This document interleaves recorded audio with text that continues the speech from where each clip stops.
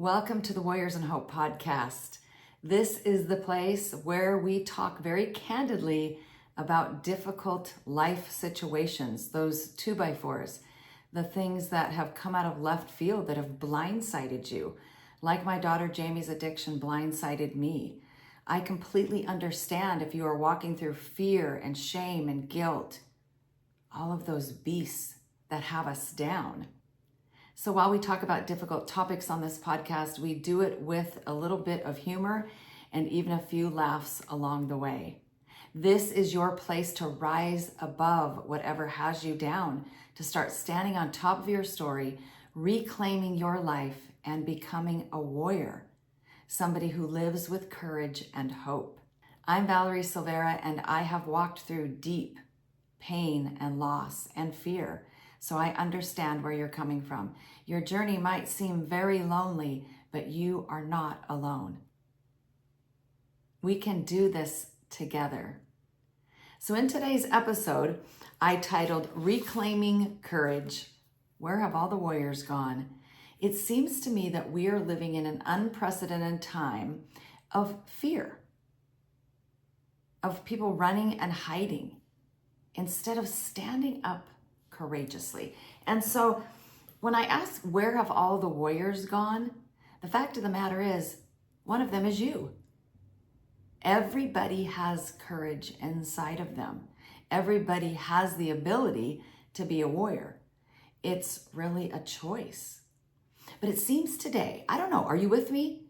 It seems today that we are in this time where we talk a lot about our feelings, which I think is fine. I think it's good that we're able to express ourselves without shame, and that we're kind of removing a lot of the stigmas that are attached to things that people didn't used to talk about. I think that's good.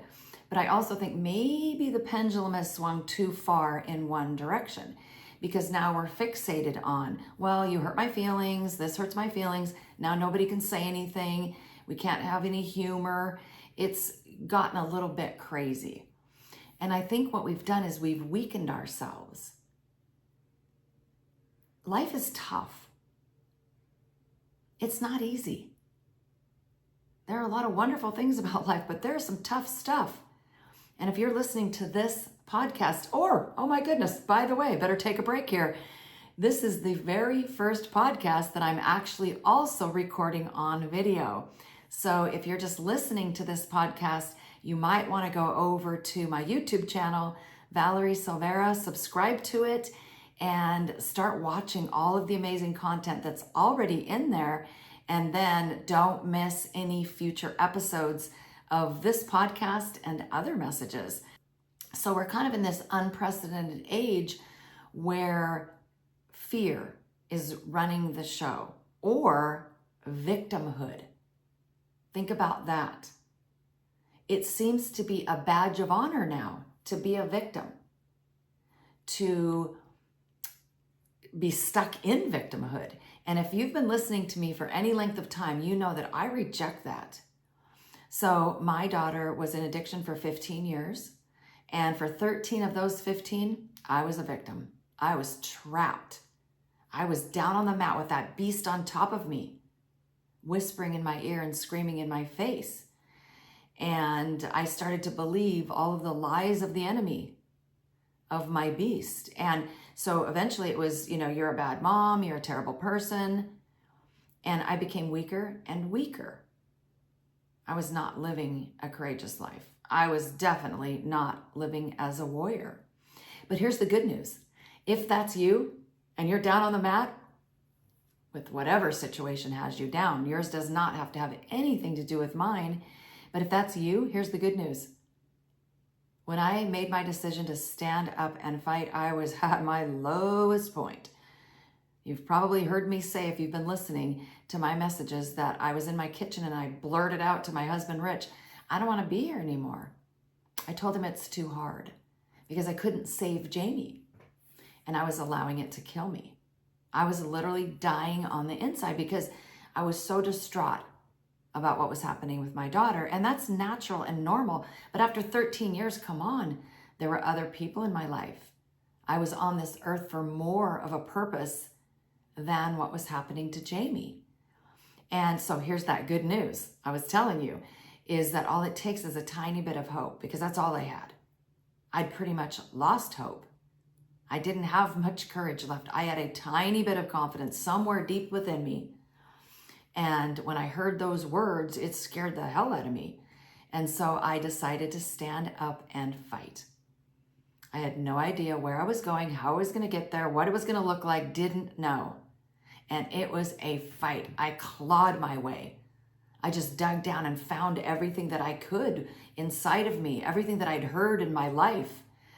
And the good news for you is you have resources. By the way, we have a free app. It's called Warriors in Hope. You can download it from Apple or Google. You can even use our app on a website. So if you want to go to valeriesilvera.com or go straight to warriorsinhope.com, you can find out right there how to download it and use it right from a website, right from your computer, a desktop, if you prefer to do that.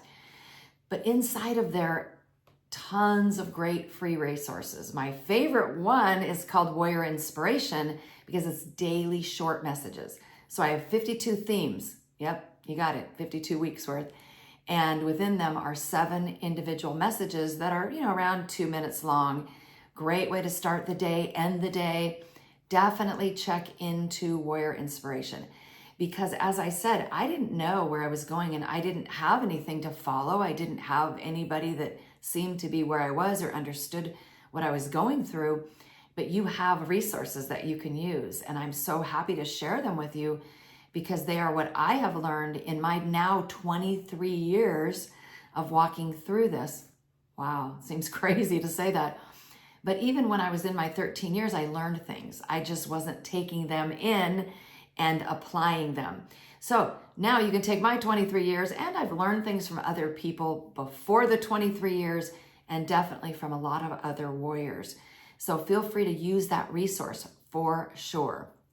So listen, just recently, I was watching a program, and you may have heard about this, and I don't know how to pronounce her name. I should have checked it out before I started this episode, but she is an Iranian American activist. I'm so sorry, I'm going to butcher this name. Masi, maybe? Ali Nahad. I want to say Ali Nahad because I know a little bit of Spanish, but that might not be how you pronounce an Iranian name. But she was the target of Iranians' murder for hire plot.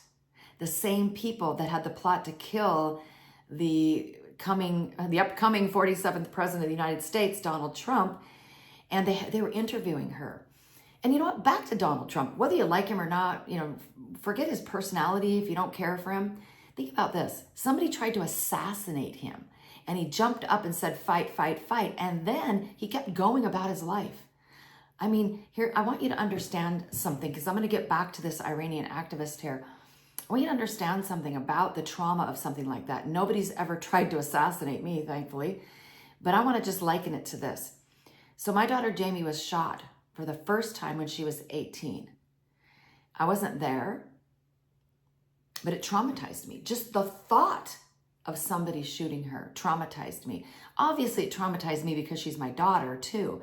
But think about all the people that were in that crowd.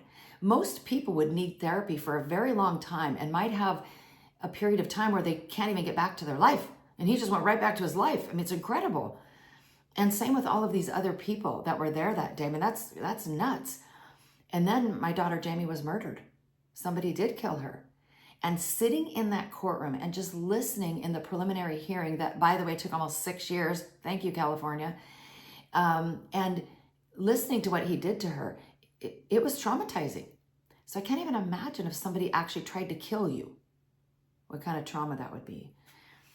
And so she finds out that it's been not once, I think it was like 3 times, because they were tracking this guy because of the threats made against Donald Trump.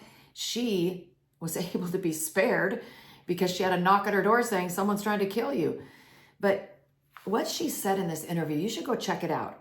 Her name is spelled Masish. And I'm sure if you just type that in, you'll find that without even knowing her last name. But anyway, what she said is, after being, followed by these killers, it was advised that she go into witness protection. I mean, I think most people would, or a lot of people would. I mean, I know it's hard to leave your family, but to stay alive. But she said, I don't want to be silent. Listen to this. She said, whatever I do, it seems that it hurts the Islamic Republic very bad. And that's why they want me dead. She said, I don't want to die. I mean, take that in. She said, I don't want to die. By the way, side note, Jamie told me she was afraid of dying. Crazy, huh? Anyway, she said, I want to fight against tyranny.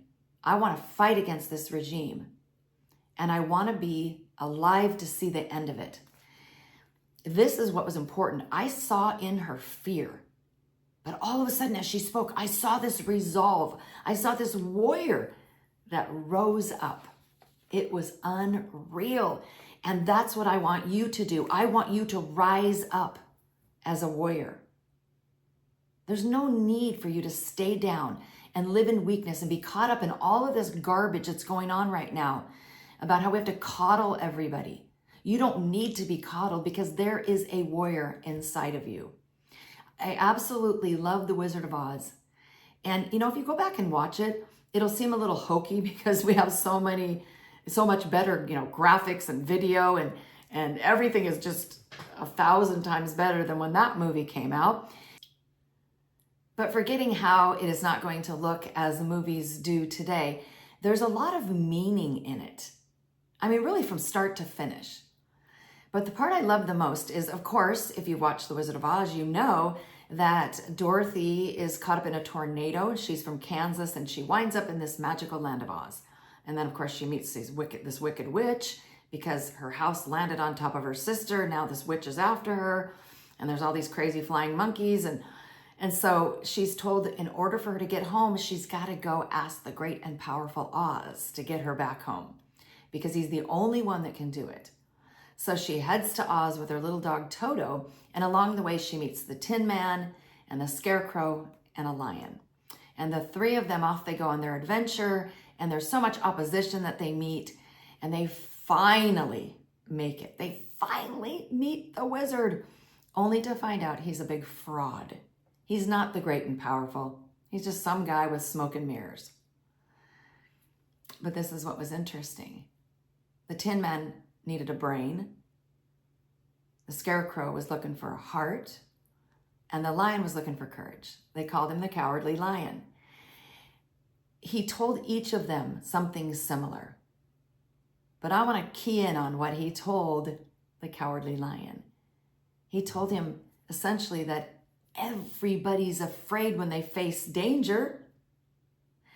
But the trick is to face it anyway. I'm paraphrasing, of course. And what he told them was that you already have all of this